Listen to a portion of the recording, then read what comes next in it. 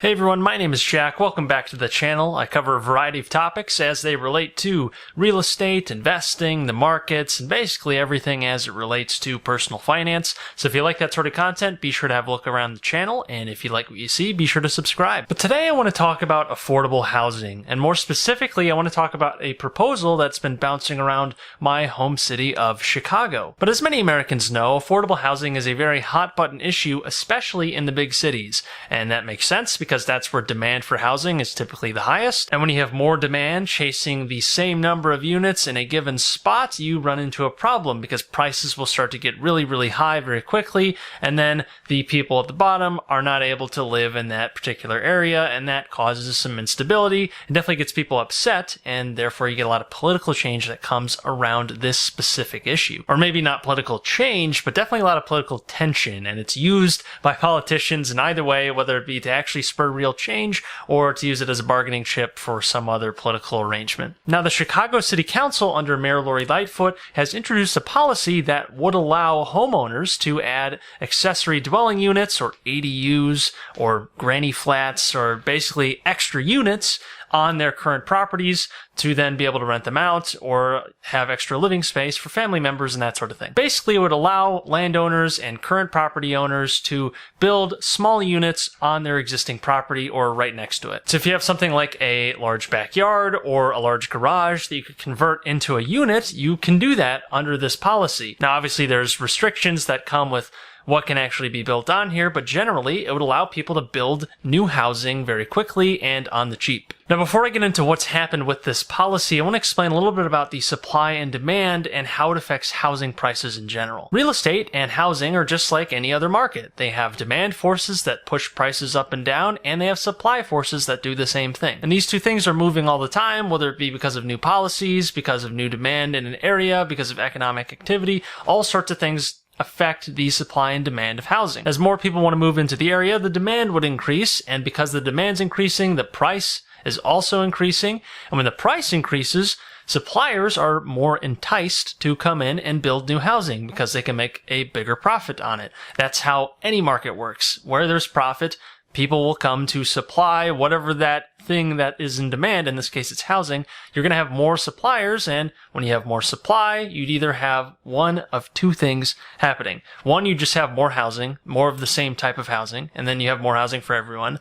And conversely, you would have higher quality housing that might not be much more than already exists, but the supply of housing actually increases in value. Now, at first, it might seem like things are getting more expensive as this new luxury supply comes in, but if enough of this luxury supply comes in because there's enough demand to support it at the beginning, you would expect those early prices to actually start coming down because as you add more supply to an area, prices go down. So as demand increases, price increases. But as supply increases, price decreases. And the price I'm talking about here is rent or the housing cost of living in an area. Now, Chicago, like many other big cities, has advocated heavily for adding more affordable housing to its supply, specifically in the nice areas of Chicago, which predominantly is the north side of Chicago. So there's a lot of demand to live in the north side. That's where a lot of the wealth in Chicago is. So politicians and obviously their supporters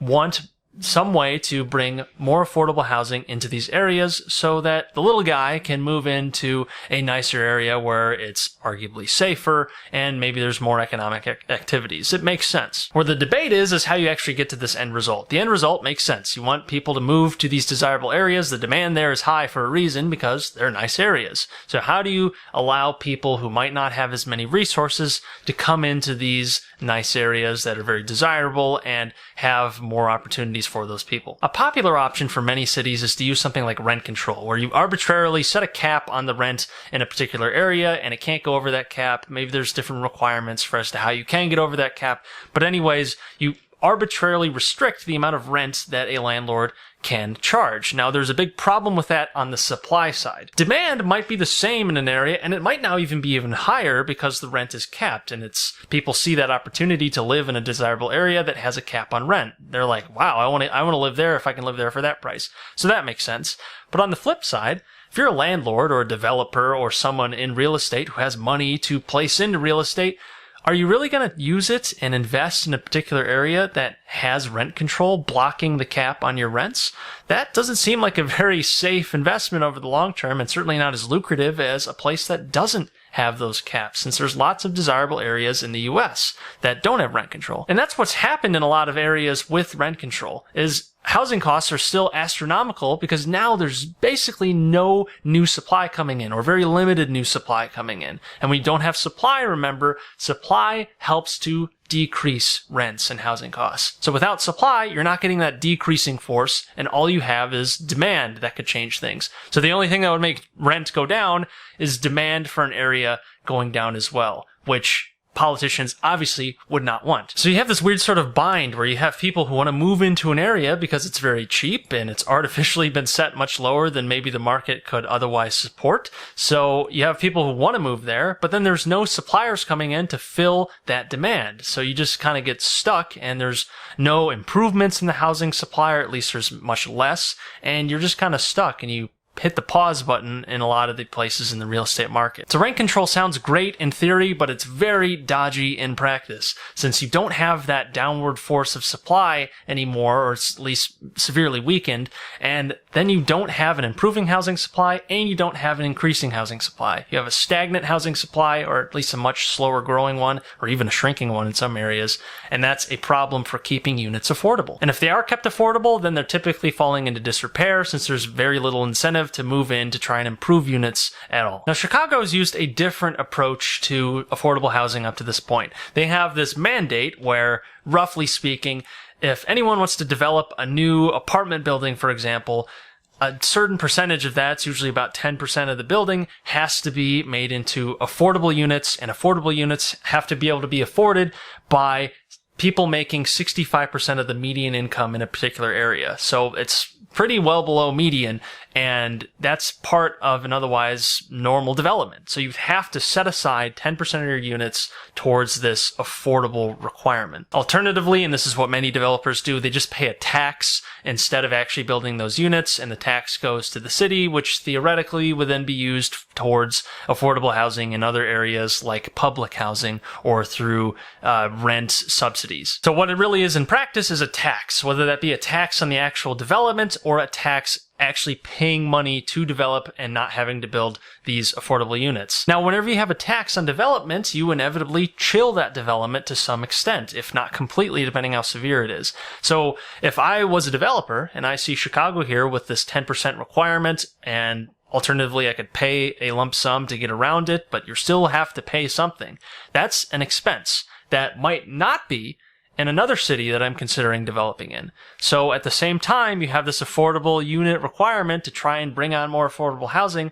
All you're really doing is chilling supply. And when you chill supply, remember that lowers the quality of the housing supply and the quantity, if not both. Because developers are now no longer as enticed to come into a particular area and actually develop those units. Because that's what city councils should want if they're really serious about affordable housing. Now, there's other issues that come with developing property, obviously. But if you're just talking about affordable housing, you want development in an area. You want new units. You want new housing supply. Since the more supply you have, and the higher quality that supply, the more that the higher quality thing can be afforded, and the more that housing in general can be afforded, since you have competition between developers and landlords as new supply enters the market. It's really economics 101. Real estate is very good with that. It's supply and demand. And when you do things to chill supply, you are not going to have as cheap of a housing supply. And if it does remain cheap, it's really because it's falling into dilapidation and landlords aren't reinvesting into that project or that area. Now, Chicago, as I said, has proposed a great alternative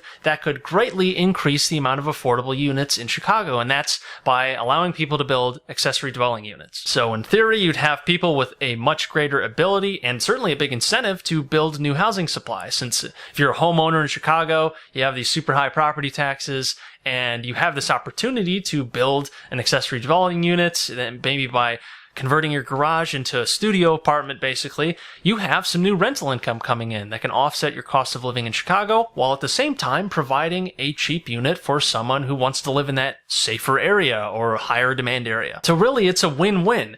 homeowners and property owners get an opportunity to make some income with their property that otherwise wasn't making income or certainly wasn't making as much. And at the same time, you have people who can move into areas with new supply that brings down the cost of housing overall. Of course, it doesn't end there because Chicago, being Chicago, has currently blocked this otherwise solid-looking plan. A little context for those of you not from Chicago or not familiar with Chicago. In Chicago, the city council is filled up with aldermen. Now, aldermen are basically almost like mini mayors of particular neighborhoods in the city of Chicago, and there's a bunch of them.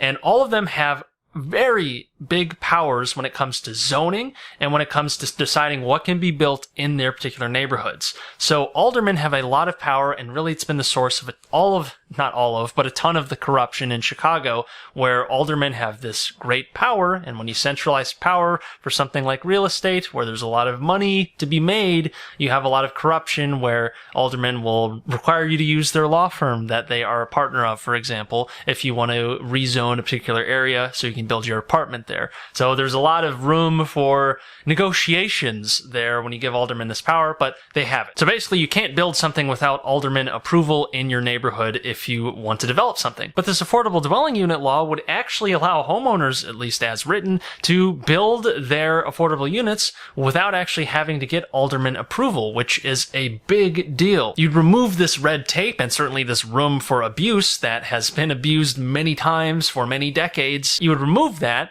and then you'd have people with the ability to start building new units and can, whether it be to profit or whether it be to move their family in with them or whatever. You just have more freedom to build where you can build. Now, Alderman Patrick Daley Thompson, who is related to the infamous Daley family that has had so much power over Chicago for many decades now, long before I was born as well. But Alderman Daley Thompson has said that this would cause too much density in the less dense areas of Chicago that are otherwise desirable, and would make parking impossible, and is such a bad thing because it would cause problems for what he calls bedroom communities. And just so ironically, he says it shouldn't be up to a city bureaucrat to decide if this should be allowed. I had to read that twice because it's just so funny that he thinks that city bureaucrats shouldn't be allowed to let people decide for themselves whether they want to build something in their area. And this doesn't even mention homeowners associations, because homeowner associations might block things like this in all sorts of neighborhoods if other cities besides Chicago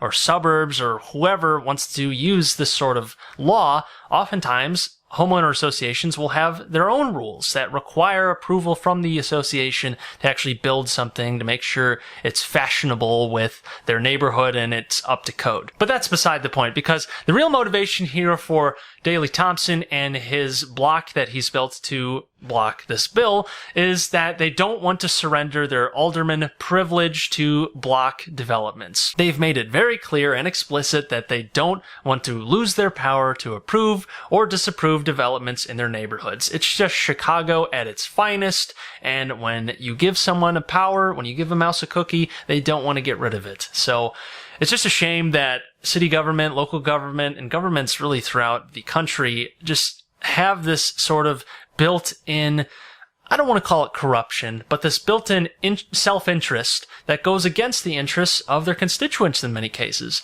They don't want to surrender their power, and they'll use political maneuvering and other things to try and keep that power, and will definitely block anything that seeks to limit that power. And this affordable dwelling unit law would limit that power and would give power back to property owners and the citizens of Chicago. It would give them the ability to build affordable units, improve the housing supply, and create new housing in otherwise high-demand areas where it might be difficult to build a lot of new housing since there's a lot of buildings in the way, but there might be a space to include something like a studio unit and give someone affordable housing in a high-demand area. It's a win-win for neighborhoods that are allowed to do that, because if a neighborhood really doesn't want to do it, they won't do it. But if the people want to build, they will build. And when the people build, the supply increases and rent will decrease, or the quality of the housing supply will increase at the same time. I might have to do a video about the alderman situation in Chicago, since they have a very close tie to real estate, and I think it might make for an interesting video. But anyways, that's all I've got for today. If you like this video, please like it, since it helps the channel out a lot. I cover a variety of topics as they relate to personal finance, real estate, the markets, and and all that sort of stuff. So if you like that sort of content, be sure to subscribe so you don't miss any of my new updates. And check out the links in the description if you want to get some free stocks from Webull and Robinhood. And also check out M1 Finance, my favorite free stock brokerage out there. I've got plenty of material on this channel about that brokerage. But anyways, if you have any comments or questions about the Chicago situation with affordable housing, definitely let me know in the comments below. But until next time, take care.